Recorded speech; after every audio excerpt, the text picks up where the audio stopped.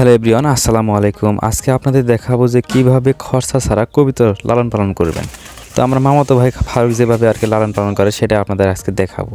তো এখানে প্রায় 42 জোড়া কবুতর আছে। 42 জোড়া কবুতরে কিন্তু 42 পয়সাও দিনে খরচা হয় না।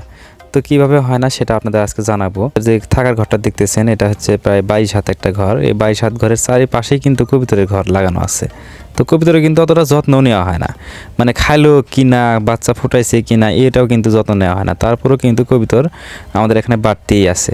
তো আসলে এটা হচ্ছে একটা আল্লাহর রহমত। তো আমাদের এই আশেপাশে খাদ্যর কিন্তু অভাব নাই। আপনাকে প্রথমে সিলেক্ট করতে হবে, যদি কবুতর এভাবে পালতে চান তাহলে প্রথমে সিলেক্ট করতে হবে এই জায়গাটা হতে হবে অবশ্যই ফাঁকা জায়গায়, চারিপাশে আবাদ বসত আছে সেই জায়গাটা হতে হবে।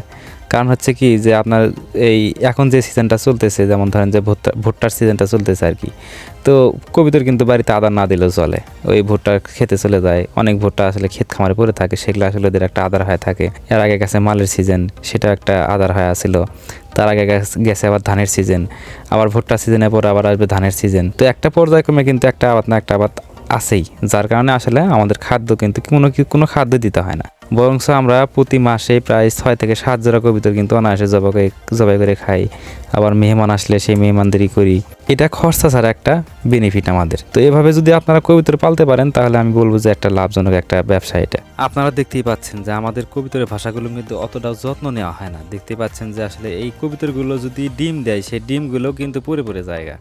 তো আমাদের এই ভাষাগুলো আসলে মানে মোট কথায় 1 গ্লাস পানিও যদি দেওয়া হয় সেটাও কিন্তু দেওয়া হয় না। তারপরেও কিন্তু ফারুক মানে কবুতর মানে বাড়তি থাকে ফারুকের কবুতরগুলো। তো এভাবে যদি আপনারা পালতে পারেন তাহলে আমি বিশ্বাস করব যে বা বলবো যে আপনারা লাভবান হতে পারবেন। তো এই কবুতরগুলো ভাষা এমন পর্যায়ে চলে গেছে যে ভাষার ভিতর থাকে না, কিন্তু কবুতর কিন্তু বাসার উপরে যায় বাসা করতেছে।